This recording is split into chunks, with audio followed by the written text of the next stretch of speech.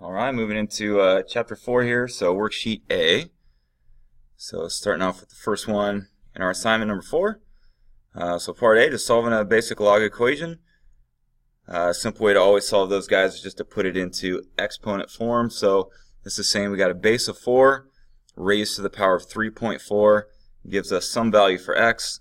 So we're doing 4 to the 3.4 power should give us our x value. So just something we're going to throw into the calculator. So if we were doing 4 raised to the 3.4 power. So as always, remember we're going to, if we can't write our answer in exact form, which we can't because these numbers would keep on going, we'll just round to 3 sig figs. So we should say 111 for that. So second part of that, now solve this equation, 13 to what power is 9? And they're telling us that x is an element of the real number system, which that's just always going to be true for these. So you can just sort of expect to see that notation for all this stuff. So anyway, for doing these, I would just put it into log form. So log with a base of 13 of 9 is going to equal our exponent. So that's the whole purpose of logs, is to isolate an exponent sort of algebraically there by rewriting it. So remember we got that cool feature in the calculator that does logs for us. So if you go under math and go down to the one that says log base, then we can just type these guys in. So we throw in our base of 13, we got the 9, and again we'll go 3 sig figs on that. So 0.857. And I do know there are other ways of solving these guys using logs. You could take the log of both sides, you could take the natural log of both sides. So there's other ways of getting that answer. This was just one way that we could use. So for number 5, they're saying figure out what x and y are, and they're telling us that x and y are elements of the integer system. So these guys are integers, which means no fractions, no decimals. We're looking for just basic positive and negative numbers. So this one's a little tricky. This one just has to do with formatting properly so we can figure out what x and y would have to be. So we're kind of working on the left side and the right side simultaneously. So on the left side, one thing to keep in mind is I'm allowed to combine terms if they have the same base. So since I do have a base of 5 on my first term, I want to create another base of 5 on the other term. So I'm going to see that as 5 times 2 to the y. Still got the 80 on the right. We'll change him in a moment. But now that these two have common bases, I'm allowed to multiply those together. So, and if this helps, let me show you one more step so you can see where this is all coming from.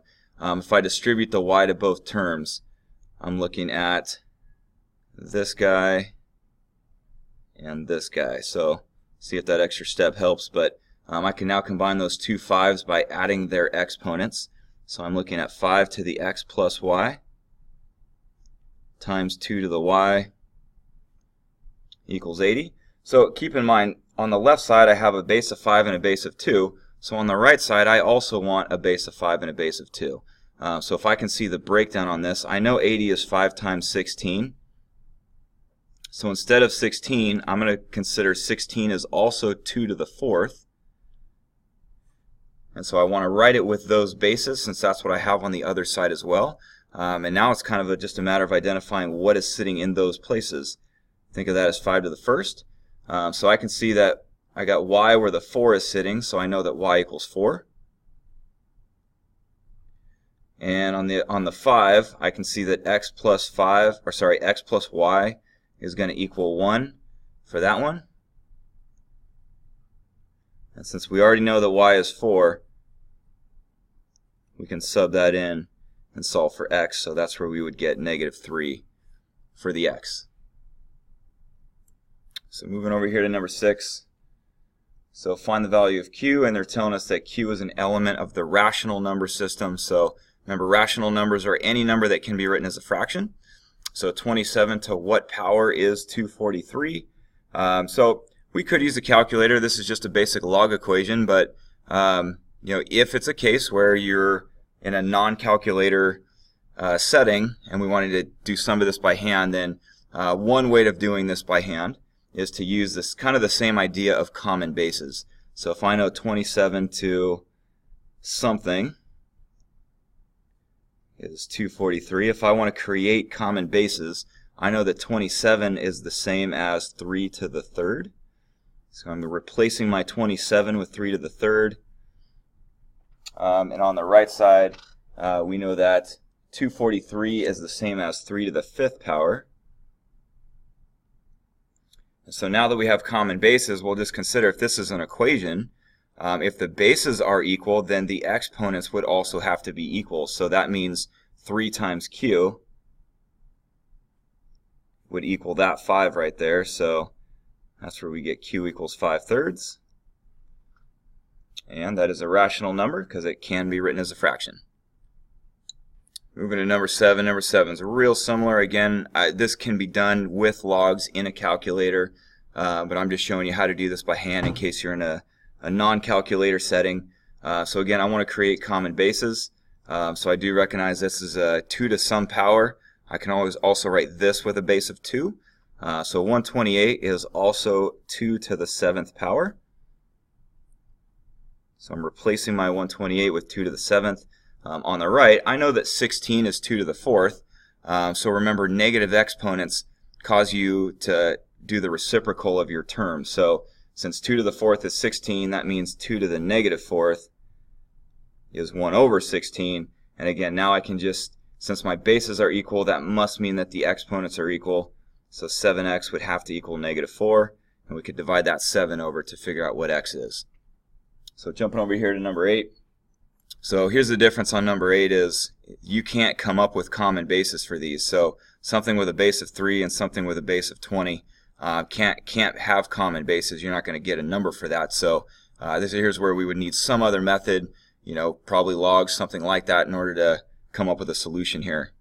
So what I'm going to do on both sides is just take the log of both sides. And you can use logs, you can use natural logs, it really doesn't matter. We can get the same answer either way. I know it's popular to use natural logs, so I'll throw that in. So the natural log of 3 to the x on the left, and the natural log of 20 to the x minus 3 on the right.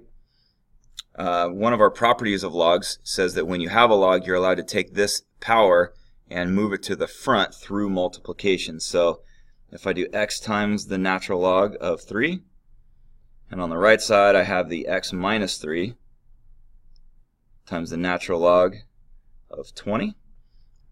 So we do have a little challenge in that there are 2 different x's. I'm going to somehow have to get x by itself. So on the right side, we're just going to start by doing a little distribution.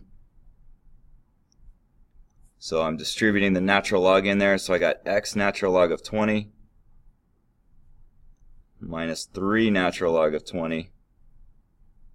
So it looks something like this. I'm going to want my x's on the same side. So I'm going to add this 3 natural log 20 over to the left and subtract this guy over to the right. So I'm going to add that over first. So I'm looking at 3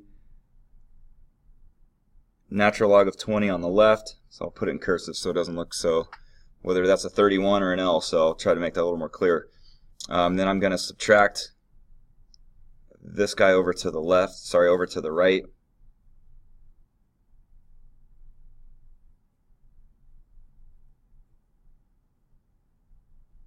There we go. So the whole purpose of doing that was now that I have these on the same side, I can just factor out an x as a common factor, and now I only have one x instead of 2.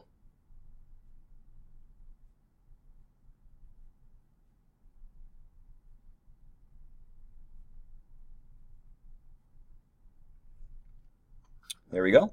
So all I'm going to have to do to get x by itself is divide this over to the left side, and I get x by itself, and that's just something we could do in our calculator. If it was like a non-calculator setting, sometimes you just take it as far as you can by hand, and then there's just nothing further we can do at that point. So sometimes we do just leave our answer in terms of logs. Sometimes they look a little ugly, but we just simplify as much as we can. Jumping down to number 9. So find the value of, for the first part, for part I, they want a value of an integer that they're calling m. So we see that right here, and they're giving us that scenario. So here's just another case where we're going to want some common bases, some common terms here to help us out, figure out what we need. So on the left, I got the m to the 400 power. On the right, I also want something to the 400 power so I can see what is sitting in that spot. So if we can see that 1200 is 3 times 400. So that would then allow me to separate out this guy and call that 4 to the third. So now I have m to the 400, 64 to the 400. So that must mean that m is that 64 base. For part 2i on this, so now we're solving for x, but now x is an exponent. So, typically when x is an exponent, if we can create common bases, we will. We're going to have a hard time with the 400 and the 4. So we can also isolate an exponent by using logs. So let's try that. If I take the natural log of both sides, that's going to allow me to put my exponent out front for the same property that we used earlier on in this problem. Right? So if I take the natural log, that allows me to then put the x out front. So let me kind of jump to that stage. So x times the natural log of 400. And then on the right side, got to take the natural log of both sides. So we're looking at that stage right there. So I can do the same thing on that right side that I did on the left by putting that exponent out front. So I got the 1200 out front.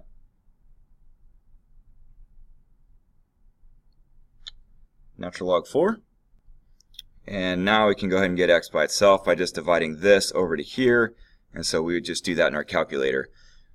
Since we're just coming up with an answer in a calculator, that probably could have been done just right off the bat right here in our calculator just by using logs. We could have done a log with a base of 400 of this in our calculator equals x, and we could have solved it that way as well. So jumping over to number 10.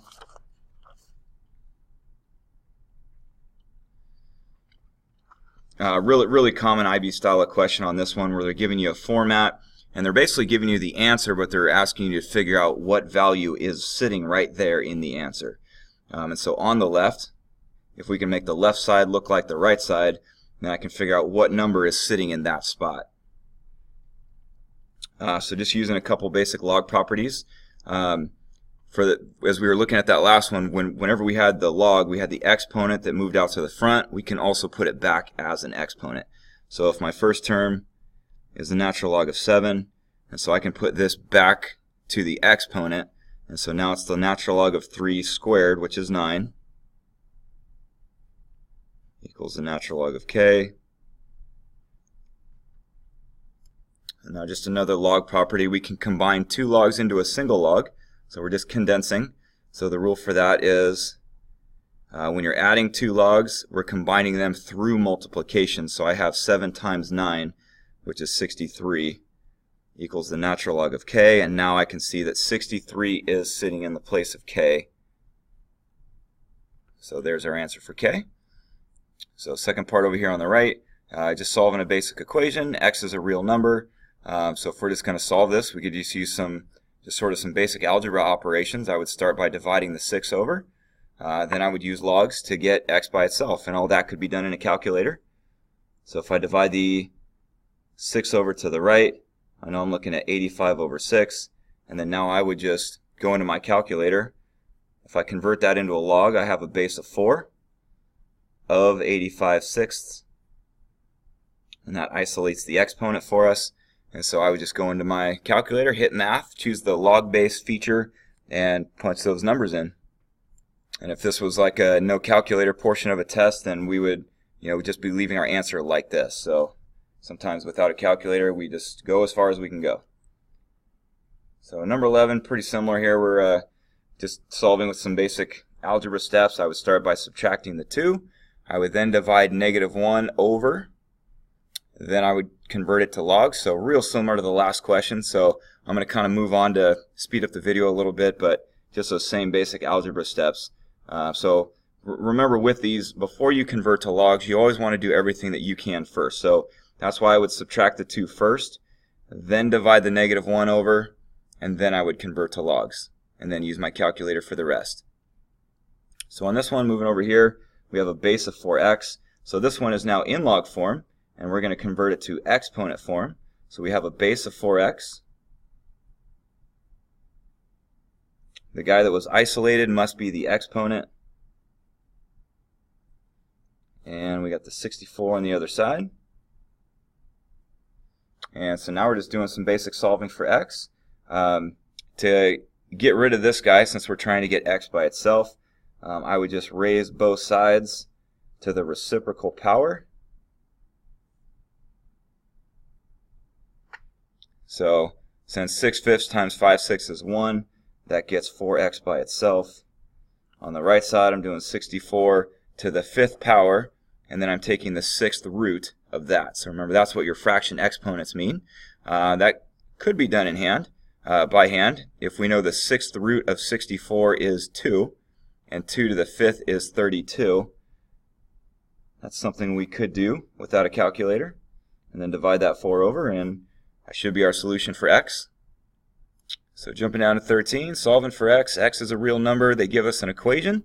This one says accurate to 4 sig figs. So definitely going to need a calculator to do something like that. So this would just be definitely a calculator type of a question that we would do. Always important that you stick with our directions, that an answer can always be written in exact form or 3 sig figs unless the directions say otherwise. So this kind of trumps the other rules. We got to follow those directions specifically to solve. Just like we set up above, whenever you're trying to isolate the x, before you go to logs, algebraically do whatever you can first. So you're going to start by dividing the 4.16 over, then just convert it into log form, and go to the calculator, and just leave your answer in 4 sig figs. So going to number 14, so a little word problem on this one. So we got 4,000 pounds, it looks like, is being invested at 7.5% annually. So find the number of years the investment first exceeds 16,000. So for this one, just using a little compound interest formula, we got our future value of 16,000. We got a present value of 4,000. And then we got 1 plus the rate, which in this case is 7.5%. So 1 plus the rate, and then we raise that to the number of years. Keep in mind this one was a little bit simplified because it was compounded annually. It's only going to happen once a year. So we get a little bit of a simpler format if it's only being compounded once a year. If it was compounded in other terms, like let's just say monthly, then we got to throw in the idea that it's going to happen 12 times a year. So we divide the rate by 12. We also turn this into 12n. So just depending on how it's compounded. But this is just once a year, so we don't have to deal with that on this one. And we are looking to exceed 16,000, so we want that right side to be greater than 16,000. So our setup would look something like this. Now we're pretty much right back into doing what we did on the previous problem. So I'm going to start by just dividing the 4,000 over, then we'll convert to logs and go from there. On this one, if we divide that 4,000 over, and then right here we're looking at 1.075 to the n. So when we go to logs on this one, so I just wanted to show you something real quick. So as we're solving for n, you know, in a word problem, you always kind of want to consider what's going on in this real life scenario. So let me punch these in real quick. So if we do math and then log base, so we have our base of 1.075 of 4. So in this case, it's taking a little over 19 years. So 19.2 years means this would occur somewhere in the 20th year, because it's taking longer than 19 years. Right? You've completed 19 full years, and now you are this far into your 20th year. So for a case like this, you know, realistically, if it's only compounded once a year, that means they're not compounding it in the middle of the year. They don't compound it until the end of the year. So if this is going to occur somewhere in the 20th year, and they don't compound it till the end of that year, it's going to take 20 years for that to occur. So realistically, that's what we should be saying. You know, in cases like this, and I've seen these on IB tests as well, that you can kind of leave out that kind of logic in some cases and just write it to 3 sig figs. So if we said 19.2, that's usually an accepted answer as well. unless they specifically tell you to, that n has to be an integer or something like that. All right, moving on to 31 and 32. Last couple problems. So let me slide on down here to those last couple questions. All right, 31. So each year for the past 6 years, population has increased at a rate of 3.2% per year. So currently it's at 22.8 million. So we want to know what was it 6 years ago. So you kind of have to think backwards a little bit on this in using our formula. So we're going to treat 6 years ago as the present time, and we're going to treat now as the future time 6 years later. So population 6 years ago would have been the present time. So we got our future time is the 22.8 million. And the population 6 years ago was the present time at that time. It would have been the present time. So in this case, we're increasing at a rate of 3.2%. So that's why we always kind of add the 1 on this, is because we're increasing at that specific rate. If it had said decreasing, I would be doing 1 minus the rate that you see right here. So I would be doing 1 minus 3.2%. This is one you want to know. This is kind of a popular test question that we're seeing right here. So I'm doing 1 plus the rate. Since we're increasing, again, if it said decreasing, I'd be doing 1 minus the rate. And we knew this was over a 6-year period of time. And so again, we're treating that present value 6 years ago as the present value at that time, which made 6 years later the future value. So now we can go ahead and solve for p. This can just go directly into a calculator, and we divide that into the 22.8. All right, last one here for worksheet A, number 32. All right, so we got P, Q, and R. We got some values right there. We're taking this guy, and we need to put it in terms of P, Q, and R. So just going back to some basic log properties right here. So we got the natural log. So on the inside, one of the first things we would take a look at is we don't like those radicals. We'd rather put that in terms of a fraction exponent. So square root is a 1/2 power over x to the third. So now if we just apply some basic properties, anytime you are multiplying, you can break those apart with addition. So I got the natural log of z plus the natural log of y to the 1/2. With division, we use subtraction, so minus the natural log of x to the third. Notice on these, if they want it in terms of p, q, and r, I want it to just be the natural log of x, natural log of y, natural log of z. So I need to move these guys to the front of their terms in order for it to look like that. So I'm moving the 1/2 to the front of that term, and moving the 3 to the front of that term, just so we can get it in a proper format. So that was an important step, because now I can replace my natural logs with p, q, and r. So we saw that the natural log of z was r, so we can just put an r right there. We knew the natural log of y was q, and we knew the natural log of x was p. Alright, so there we now have those in proper format, and so we put them in terms of P, Q, and R just like they said. So we're good from there, and that's the end of worksheet A.